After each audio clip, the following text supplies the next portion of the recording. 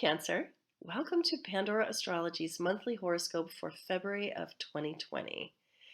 For you this month, Cancer, you're going to have your own most particular experience of the two retrograde planets that are happening this month, Mercury and Juno. And you may not know what Juno is about, but she is about marriage and committed relationships. So there's going to be a lot of retrospection about relationships going on for all of us.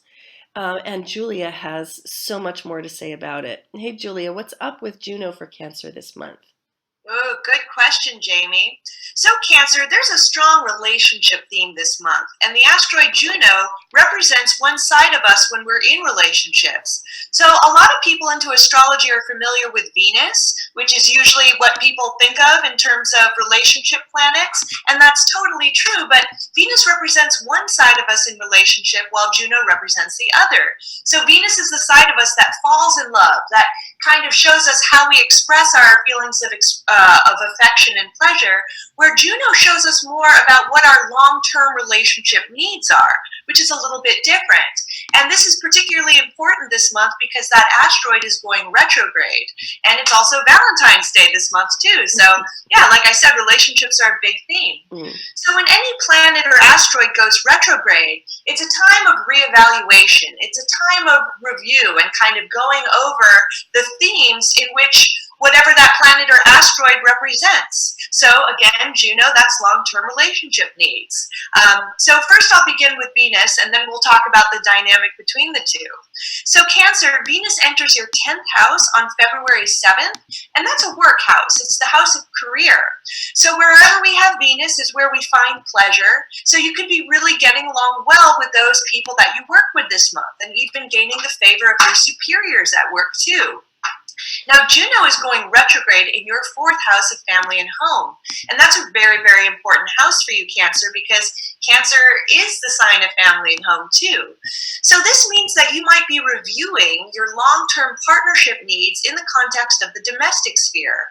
So what do you need from a domestic partner to sustain your relationship for years to come? And does your partner feel like family to you? And if not, what needs to change so that they can? And what's interesting is that both Venus and Juno are going to oppose each other on February 25th. So there may be some tension between what your relationship needs are in the context of your social standing at large, which is another part of the 10th house, you know, who we are to the outside world, and what type of long-term partner you need to build a really satisfying, you know, personal and private home life with. Now, the next planet I want to talk about is Mars, and he's going to start this month in your 6th house of work. So you're going to be really driven to be industrious at your job this month. And this is also a health house too. And you know, Mars can have a problematic side to him, so chronic issues might come up like migraines, IBS, or anything that involves inflammation, because that's what Mars rules.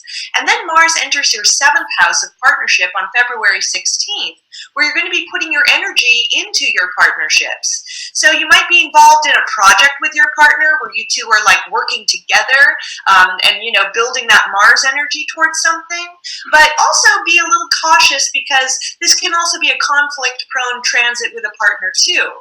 And I think you've got some more relationship stuff to talk about, Jamie, in terms of the moons. Yes, there's a full moon in Leo happening on February 8th, and this is really going to plug into that opposition that is coming later in the month that you mentioned.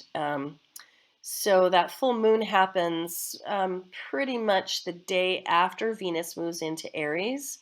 So just over the course of the month, there begins to be this sort of migration towards a theme of relationship, partnership, and assertion. And how do you balance that? So as Venus moves into Aries, that's part of that. And then as the full moon happens on the 8th, that's part of that. And Juno's retrospective period in Libra is also a part of that. The part that the full moon brings has to do with resources. So the retrospection in relationship is going to bring up themes of like, you know, how is this relationship balanced? And for you, Cancer in particular, it's about how is career balanced against home life? in the context of your relationship. And that might mean business relationships. How do they suck all of your energy away from your home life? Or, your marriage, your domestic partnership, does it suck all of your energy away from your career? And then woven into that, especially around the full moon, is this theme of resources, my stuff and your stuff, the stuff that we share. Is it a fair balance? Should I be, really taking more of a stand for having my own stuff? Or should we be negotiating more of a fair and even objective agreement in the realm of the stuff that we share? So a lot of those themes are going to come up, and a full moon being, fairly emotional, it might be some very emotional conversations that are going to happen there around that full moon. And a full moon, I think it really lasts about 3 days, the day before, the day of, and the day after. So you might be feeling those themes pretty strongly from February 7th to February 9th. Now, moving on in the month, we see a motion of some planets into Pisces, most particularly Mercury. Right here is in Pisces, and it enters into Pisces, which is your 9th house of growth and expansion, Cancer. And then on the 16th of February, it goes retrograde.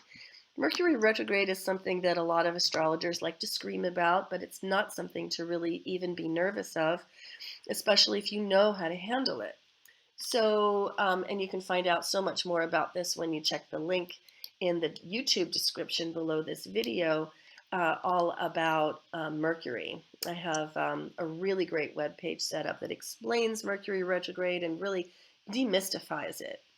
But suffice it to say that Mercury retrograde is not made for progress with your ideas, your communications, your writing, your messages, your office work. It's really designed for retrospection around those things. So Mercury retrograde is not the time to set deadlines, expect to meet deadlines. It's really a better time for stopping the activity and just going back and cleaning out the closets, fixing that fax machine that's been broken forever. Because under Mercury retrograde, it's going to just get worse, not better. So got to go back and fix the old when Mercury is retrograde. So that's happening in your 9th house of growth and expansion.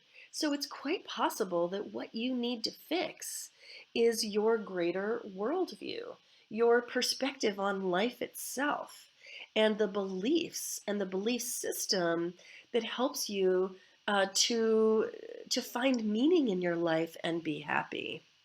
That's probably where you need to do a serious retrospection this month. Okay, so later in the month, Mercury travels on and the sun comes into a connection with the moon, a new moon in Pisces, and Mercury is still there, and by then it's retrograde, as you can see.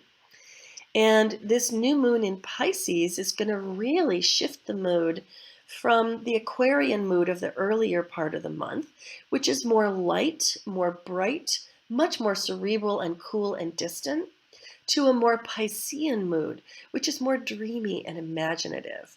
And let me tell you, in the video that we made for you about Mercury retrograde this month, or the video where we mention it, which is, I think, the new moon in Pisces video, which you should definitely check out in our February 2020 news playlist on our YouTube channel, Pandora Astrology. Julia talks about how Mercury in Pisces is really hard, and then throw into that Mercury is retrograde, and it can be such a time of confusion and mystery. And really, you got to surrender at that point. You got to say to yourself, you know what? My conscious mind, my rational mind is not working for me right now. And you got to just let yourself sink into your imagination, because it's not a time for thinking clearly. It's a time for dreaming, imagining, visioning, and letting the lines be blurred a little bit. So that's going to be going on very much during this new moon. And the new moon is happening. I've got little notes right here on my phone, which I'm checking. The new moon is happening on February 23rd, and yep, there it is. So that is going to be such a good time for sinking into your dreaming and visioning capacity and letting it help you grow and clearing any old communications with people around you that have hindered that have gotten in the way of that. There's one last thing I want to report, which is that Jupiter is sextiling Neptune at 17 degrees of Pisces this month. And it's happening on February 20th. And this is the beginning of a year-long transit where Jupiter and Neptune, right here's Jupiter, and over here is Neptune, are traveling in a beautiful sextile. And it's going to be such a wonderful time for those of us whose ethical and moral system, as a system, whether it's rooted in the religion that you belong to or just something that you cobble together on your own, if that for you lines up with your deeply held, heartful compassion for all of humanity, then you are going to find that this year you experience lots of joy and grace. Now that Jupiter is falling in your 7th house of relationship. So this is a relationship lucky year for you, Cancer. How wonderful is that? And I'm speaking really to the Cancer risers of the world. It will be true for you somewhat as a Cancer sun, if that's what you are. But if you have Cancer rising, this is a relationship lucky year, and you should absolutely be doing something about that and utilizing that luck. And Jupiter's sextile to Neptune is only going to make it better. If you wanted to get a reading, I would think that all of the growth themes, the expansion themes this month for you, would suggest a natal and transit reading is the right choice. And you can find out more about that again in the YouTube description below. Oh goodness, I think that's all we have for you today, Cancer. Thanks for watching. Please be sure to look up your other sign, your rising sign or sun sign, the horoscope for that. You can find it on our YouTube channel, and you can find all the news of the month on our YouTube channel, aggregated into a playlist just for you. And we'll see you around the cosmos. Bye. Bye-bye.